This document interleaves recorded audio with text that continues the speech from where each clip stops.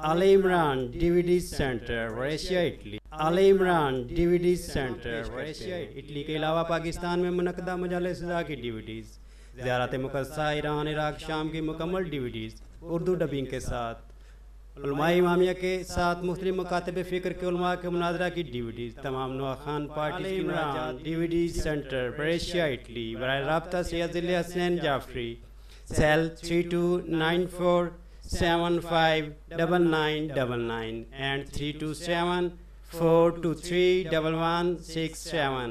ای میل sayyidhillhasnain@yahoo.com۔ Imamia welfare organisation Italy Brescia.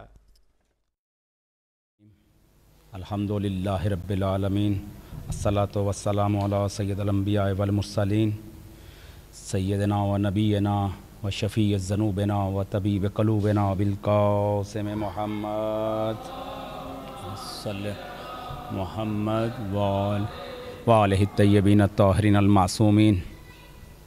اما بعد فقد قال اللہ رسول اللہ صلی اللہ علیہ وآلہ وسلم علی مع الحق و حق مع علی صلوات۔ اللہم صلی اللہ۔ نعرہ تکبیر، نعرہ رسالت، نعرہ حیدری، حسینیت، یزیدیت، برائے تاجیل امام زمانہ بلندتر صلوات۔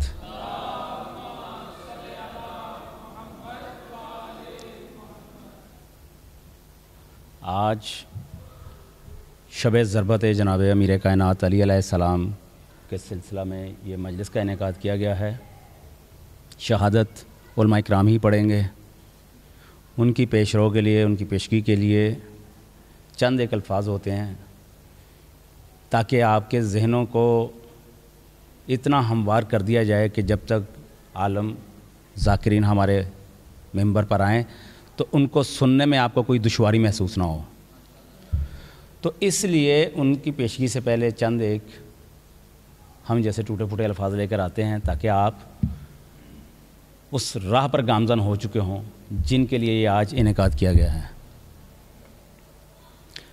اور جس حدیث مبارکہ کا میں نے تعین کیا ہے پڑھنے کا کہ علی و مع الحق حق و مع علی، کہ علی حق کے ساتھ ہے، حق علی کے ساتھ ہے۔ اور ایک اور روایت کے مطابق، حدیث کے مطابق، کہ رسول خدا نے فرمایا کہ اے میرے اللہ، حق کو ادھر موڑ دے جدھر علی کا چہرہ مڑ جائے۔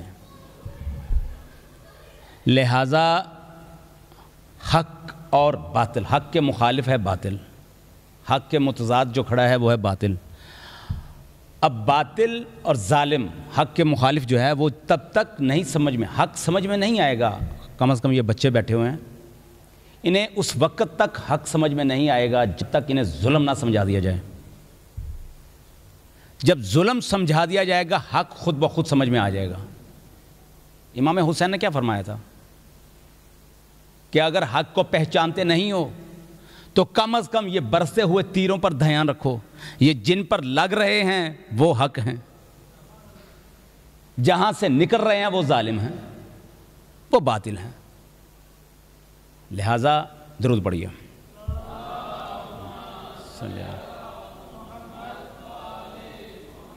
حق و باطل کی یہ جنگ ازل سے ہے،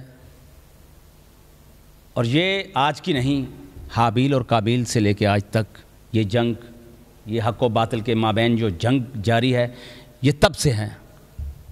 لہٰذا حق نے کسی دور میں بھی، کبھی بھی، تب سے لے کے آج تک کبھی بھی ظلم کے آگے سر تسلیم خم نہیں ہوا۔ حق نے کبھی بھی اپنی گردن ظلم کے آگے نہیں جھکائی، اور نہ ہی ظلم نے، نہ ہی باطل نے ظلم اور تشدد کرنے سے باز رہا ہے۔ اسی طرح باطل اور ظالم بھی ظلم اور تشدد پر قائم رہا ہے، اور حق اپنی حقانیت کو بتانے اور ظاہر کرنے کے لیے ہمیشہ ڈٹا رہا ہے، چاہے وہ معرکہ بدر و احد کا ہو، خندق کا ہو، خیبر کا ہو، یا کربلا کا ہو، یا صفین کا ہو۔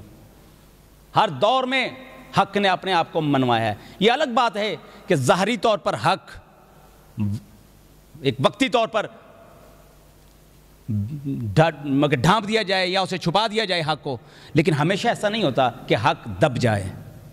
وقتی طور پر دبا ہوا ضرور نظر آتا ہے، لیکن ظلم ہمیشہ ظلم نہیں رہتا. ظلم جتنا بھی بڑے آخر ظلم ہے مٹ جاتا ہے. تو حق اور باطل کے حوالے سے میرا یہ آج کا عنوان تھا کہ جناب رسول خدا کی یہ اتنی مشہور حدیث کہ علی حق کے ساتھ ہے اور حق علی کے ساتھ ہے.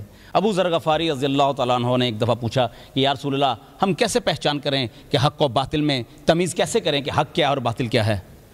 کہا ابو ذر جہاں تمہیں حق و باطل کی تمیز کرنی ہو تم علی کو دیکھو، تم علی کو دیکھو، جس طرف علی ہو وہ حق ہے. کہا یا رسول اللہ کبھی ایسا بھی ہو سکتا ہے کہ علی کی طرف اکثریت نہ ہو اور دوسری طرف اکثریت زیادہ ہو تو پھر ہم حق کسے کہیں؟ کہا ابو ذر یہ ساری کائنات علی کو چھوڑ کر ایک ڈگر پہ چلتی ہو اور علی ایک ڈگر پہ چل رہا ہو اکیلا، تم علی کے پیچھے چلنا، حق علی کے پیچھے ہوگا. کہا یا رسول اللہ اگر آپ بھی نہ رہے علی بھی نہ رہے تو پھر ہمیں حق و باطل کی پہچان کرنی ہو تو ہم کیسے، مومن اور منافق کی پہچان کرنی ہو تو کیسے؟ کہا ابو ذر جس محفل میں تمہیں حق و باطل اور مومن اور منافق کی پہچان کرنی ہو، یہی نہیں حلالی اور حرامی کی پہچان کرنی ہو، تو وہاں میرے بھائی علی کا ذکر چھیڑ دو. جو یہ ذکر سن کر پھولوں کی طرح کھل جائے وہ حلالی، اور جس کا چہرہ کوئلے کی طرح جل جائے وہ سمجھ لو حرامی بھی ہے، منافق بھی ہے، باطل بھی ہے.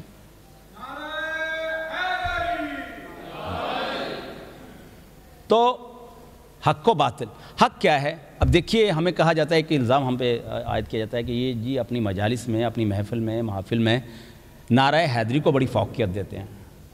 یہ کہا جاتا ہے، آپ سے بھی سوال ہوتا ہے، بچوں سے بھی سوال ہوتا ہے کہ دیکھیے حضرت علی نے ہر جنگ میں خود الگ نعرہ تکبیر لگایا اور آپ ہو کہ آپ نعرہ حیدری ہی لگاتے ہیں. یہ بچوں کے لیے بات کر رہا ہوں، بڑوں کو آپ کو پتہ ہے سب کو. تو جب ہمیں یہ سوال کیا جاتا ہے اسکول میں، یہ کالجز میں، یونیورسٹیز میں، تو ہمارے بچوں کو ان کا جواب دینا چاہیے. تو یہ بچوں کے لیے بات کر رہا ہوں کہ کہا جاتا ہے کہ ہم اپنی مجالس میں، اپنی محافل میں نعرہ حیدری ہی کیوں لگاتے ہیں، زیادہ کیوں لگاتے ہیں؟ تو ایک چھوٹی سی مثال سے میں سمجھانا چاہتا ہوں. دیکھیے علی نے اپنی زندگی کو 3 محاذوں پہ رکھا. علی کی جتنی جنگیں ہیں، مولا علی علیہ السلام نے جتنی جنگیں لڑی ان کے محاذ 3 ہیں. پہلا توحید کا، دوسرا نبوت کا، تیسرا خود جناب علی نے اپنی ولایت کا. ٹھیک ہے، اب جتنی جنگیں جناب علی نے لڑی وہ ان تینوں ہی محاذوں پر تھیں. مثال کے طور پہ اور آسان کر دوں، ایک دائرہ ہے. ہم ایک دائرہ بناتے ہیں، بڑا سا دائرہ، اس دائرے کے اندر ایک اور دائرہ بناتے ہیں اس کے اندر، پھر اس دائرے کے اندر ایک اور دائرہ بناتے ہیں، 3 دائرے ہو گئے. اچھا اب جو بڑا دائرہ ہے اس دائرے میں جو کچھ موجود ہے ممکن نہیں کہ وہ چھوٹے دائرے میں بھی آ جائے، نہیں آ سکتا نا. اب جو کچھ وہ درمیان والے دائرے میں موجود ہے ممکن نہیں کہ وہ جو سب سے چھوٹا دائرہ اس کے درمیان ہے اس میں بھی آ جائے، نہیں ہو سکتا نا. لیکن جو سب سے چھوٹے دائرے میں موجود ہے وہ اس سے بڑے والے دائرے میں آ سکتی ہے، اور جو درمیان والے دائرے میں موجود ہے وہ اس سے بڑے دائرے میں بھی آ سکتی ہے. تو یوں سمجھ لیجئے کہ توحید کا ایک بڑا دائرہ ہے، اس کے اندر نبوت کا ایک دائرہ ہے جو اس سے چھوٹا ہے، اس کے اندر ایک اور دائرہ ہے جو ولایت علی ابن ابی طالب علیہ السلام کا ہے. یہ 3 دائرے ہیں. اب بدر میں، احد میں جناب علی نے جو توحید کے محاذ پر جنگ کی، وہاں مقابلہ جن سے تھا وہ توحید کے منکر تھے، وہ مشرک تھے، وہ اللہ کو مان ہی نہیں رہے تھے. لہٰذا علی نے اپنی تلوار اگر چلائی تو توحید کے محاذ پر اور اسے فتح کیا. وہاں سارے توحید کے منکر تھے، لہٰذا علی نے نعرہ تکبیر بلند کیا. اب احد میں اور خندق میں یہ وہ 2 محاذ ہیں جہاں رسالت کا انکار تھا. یہ علی علیہ السلام نے رسالت کے محاذ پر جنگ لڑی اور اسے فتح کیا. اور خصوصیت کے ساتھ خیبر کا محاذ ایسا ہے کہ جس پر رسالت کا انکار کیا جا رہا تھا، کہ مقابلے پر یہودی لا الہ الا اللہ تو پڑھ رہے تھے لیکن محمد رسول اللہ کے انکار کر رہے تھے. یہودی لا الہ الا اللہ کا تو اقرار کر رہے تھے مگر محمد رسول اللہ کا انکار کر رہے تھے. علی علیہ السلام نے ان سے جنگ کر کے یہ محاذ بھی فتح کیا. اب تیسرا اور آخری محاذ جو تھا وہ تھا ولایت ابن ابی طالب کا، علی ابن ابی طالب کا. وہ تھا جنگ صفین اور جنگ نہروان کا اور جنگ جمل. یہ 3 محاذ ایسے ہیں جن پر علی علیہ السلام نے اپنی ولایت کے اقرار کے لیے جنگ کی. کیونکہ مقابلے میں لا الہ الا اللہ محمد رسول اللہ پڑھنے والے موجود تھے، مگر علی کی امامت کا انکار کر رہے تھے، علی کی وصایت کا انکار ہو رہا تھا، تو علی نے یہ محاذ لڑا. لہٰذا درود پڑھیے.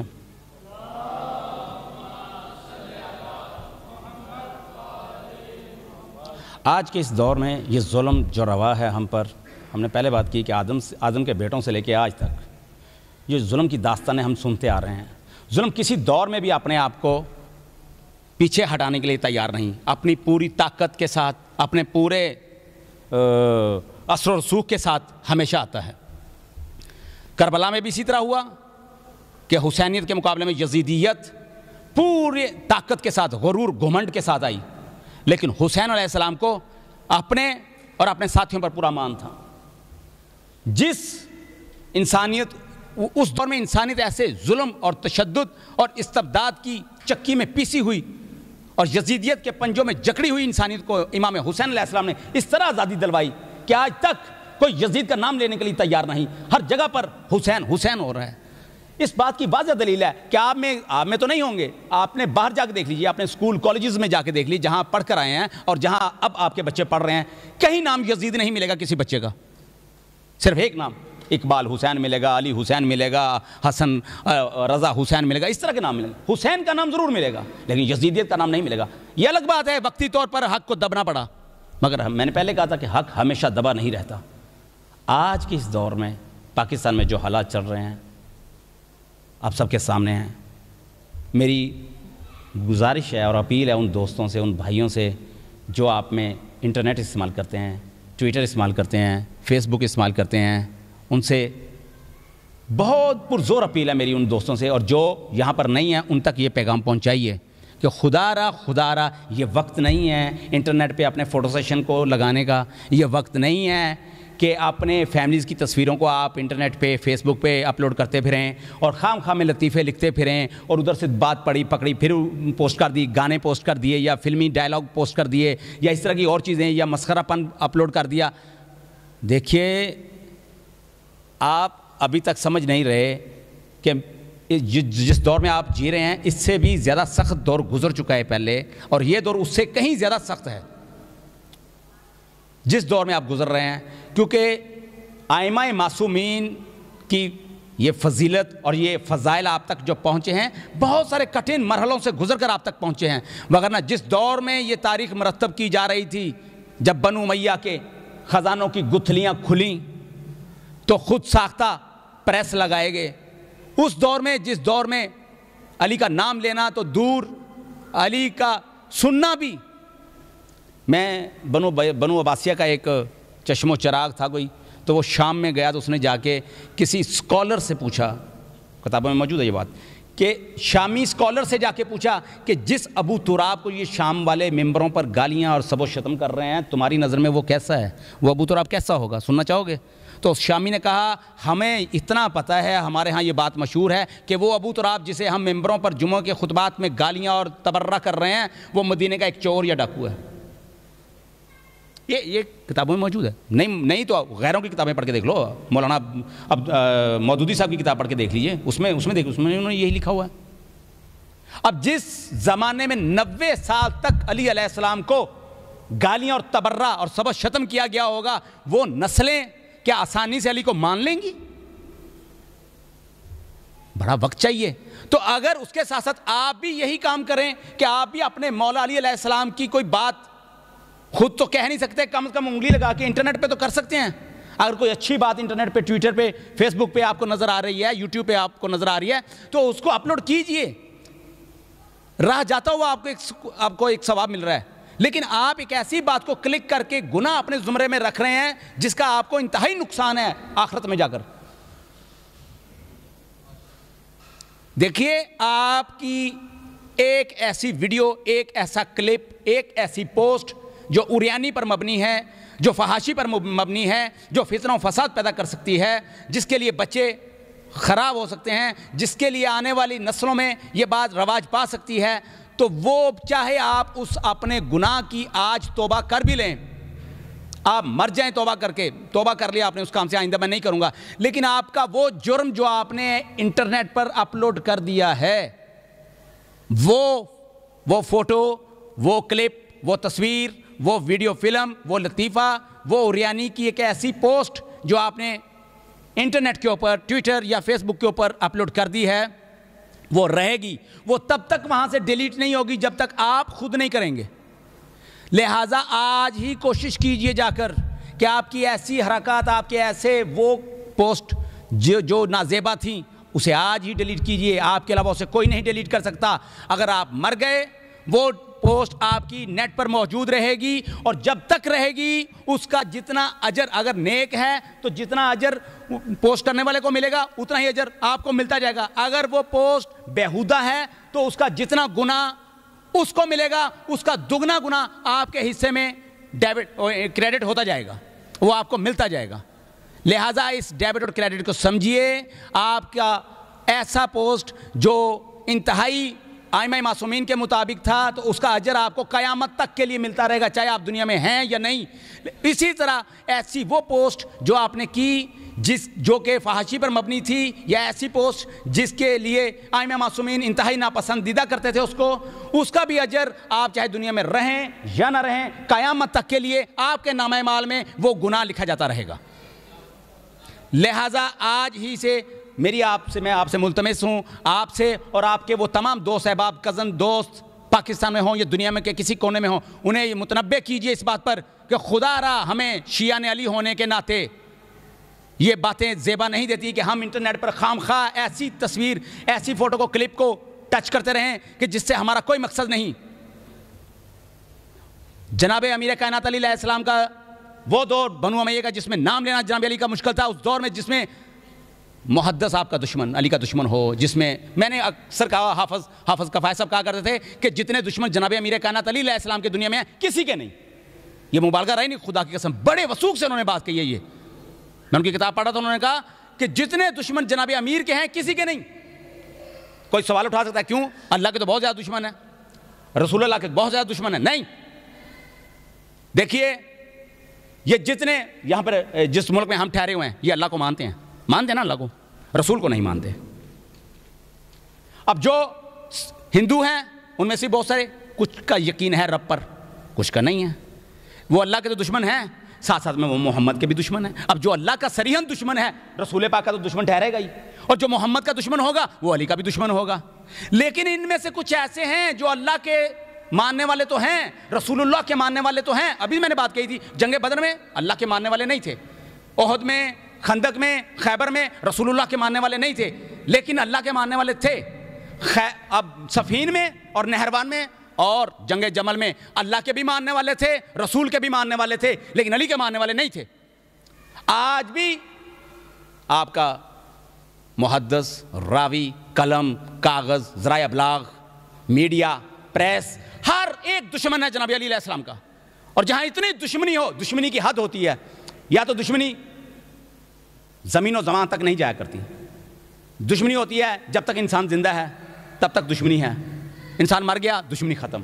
آپ کے علاقوں میں بھی ایسے ہی ہوتا ہے کہ دشمنی تب تک ہے جب تک وہ انسان خود زندہ ہے، اس کے بعد دشمنی ختم ہو جایا کرتی ہے۔ لیکن علی کو آج گزرے ہوئے دنیا سے شہید ہوئے پراپر آج کے دن سے بات کر رہا ہوں، 1394 سال ہو گئے، 1394 سال ہو گئے آج کے دن جب ضربت لگی ہے 19 رمضان کو، 1394 سال ہو گئے علی کو دنیا سے گئے ہوئے، دشمنی آج بھی قائم ہے۔ ہونا تو یہ چاہیے تھا کہ انسان دنیا سے چلا گیا، اب دشمنی ختم ہو جانی چاہیے تھی۔ اچھا دشمنیاں ہوا کرتی ہیں علاقائی، محلے کی دشمنی ہو گئی، اچھا ایک انسان اگر وہ محلہ چھوڑ دیا تو دشمنی ختم ہو جانی چاہیے، محلے کی نہیں تو چلو شہر کی نہیں تو صوبے میں ہوگی، صوبے کی نہیں تو ملک میں ہوگی۔ یہ کیسی دشمنی جو پوری دنیا میں ہے؟ علی کے دشمن آپ کو پوری دنیا میں ملیں گے، خدا کی قسم کسی کے دشمن پوری دنیا میں نہیں ملیں گے سوائے ایک علی کی ذات ہے۔ لہٰذا آپ سمجھیے اگر دشمن کی یہ حرکتیں ہیں تو آپ دشمن بن کر علی کے سامنے کھڑے نہ ہو جائیے اپنے آپ کو شیعہ علی کہتے ہوئے، کہیں ایسا نہ ہو کہ آپ اس صف میں کھڑے ہوں کہ علی جب آپ کے سامنے آئے تو علی منہ دوسری طرف کر لیں۔ خدا را آپ اپنے کردار سے اٹھیے کہ علی علیہ السلام آپ کو کیسا دیکھنا چاہتے ہیں۔ ہر کوئی کہنے کے لیے تیار ہے کہ میرے دل میں قبر حسین ہے، ہر کوئی کہتا ہے میرے دل میں قبر حسین ہے۔ میں حیران ہوں ان انسانوں پر اور ان مومنین پر جو ہر جگہ پر یہ بانگ دہل کہتے ہیں کہ جی ہمارے دل میں بھی قبر حسین ہے، مگر ایسی ایسی نجس چیزیں اس دل پر گراتے ہیں۔ اشارہ کر دیا، آپ سمجھ جائیے۔ مطلب کہنے کا ہے کہ ہر کوئی آج یہ اقرار کر رہا ہے کہ نہیں ہم تو شیعہ، جا کے کتب کو پڑھ کے دیکھیے کیسے کیسے متقی بندے آئے جناب علی کے سامنے، کہا ہم آپ کے شیعہ ہیں، انہوں نے کہا اللہ سے ڈر، تو یہ کہہ کہ ہمارا محب ہے، شیعہ نہیں۔ ان کے کردار دیکھیے جا کے کیسے تھے۔ لیکن خدا را اپنے آپ کو اس سانچے میں ڈھالیے کہ ائمہ معصومین کہہ سکیں ہم تو کہہ رہے ہیں کہ ہم مولا کے ہیں۔ یہ یک طرفہ محبت ہے، یہ یک طرفہ محبت ہے۔ مزہ تو تب ہے کہ وہ کہیں کہ تم ہمارے ہو۔ ہمیں اپنے کردار میں ایک ایسی جھلک رکھنی چاہیے کہ دور سے کوئی دیکھتا ہو تو کہے یہ حسینی آ رہا ہے، یہ علوی آ رہا ہے، یہ عزادار ہے، یہ مومن ہے۔ مومن کسے کہتے ہیں؟ مومن اسے کہتے ہیں کہ ایک مومن اٹھ کے دوسری جگہ سے چلا جائے، اس کے پیچھے سے غیبت شروع کر دیں ہم۔ مومن اسے نہیں کہتے خدا را، مومن اسے نہیں کہتے کہ جو قمیض اتار کے ماتم کر لے یا مجلس سن لے، یا ہم اسے مومن نہیں کہتے۔ مومن کی نشانیاں کچھ اور ہیں۔ مت کوئی اپنے کو یہ سمجھے کہ ہم صفحہ ماتم پہ آ جاتے ہیں تو ہم ہی مومن ہیں۔ میں نے ایسے ایسے بندے دیکھے ہیں، کیا بات کروں، پھر کہیں گے اسی مجالس میں کسی کا فون رہ جاتا ہے تو دوسرے کو بتاتا نہیں کہ یہ تمہارا فون ہے، خود کی جیب میں ڈال لیتا ہے۔ میں کیا باتیں کروں؟ خدا را اپنے کردار کو سمجھیے۔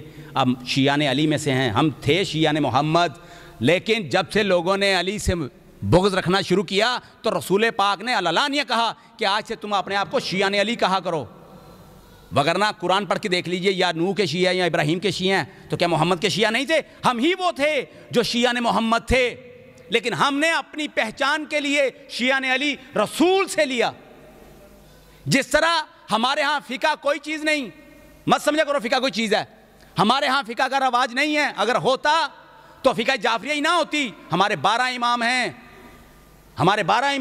ہمارے ہاں کوئی فقہ علوی ہوتی، کوئی فقہ حسنی ہوتی، فقہ حسینی ہوتی، فقہ عابدی ہوتی، فقہ باقری ہوتی، یا امام جعفر کے بعد فقہ کاظمی ہوتی، یا فقہ رضوی ہوتی، تقوی ہوتی، جوادی ہوتی، نقوی ہوتی، عسکری ہوتی۔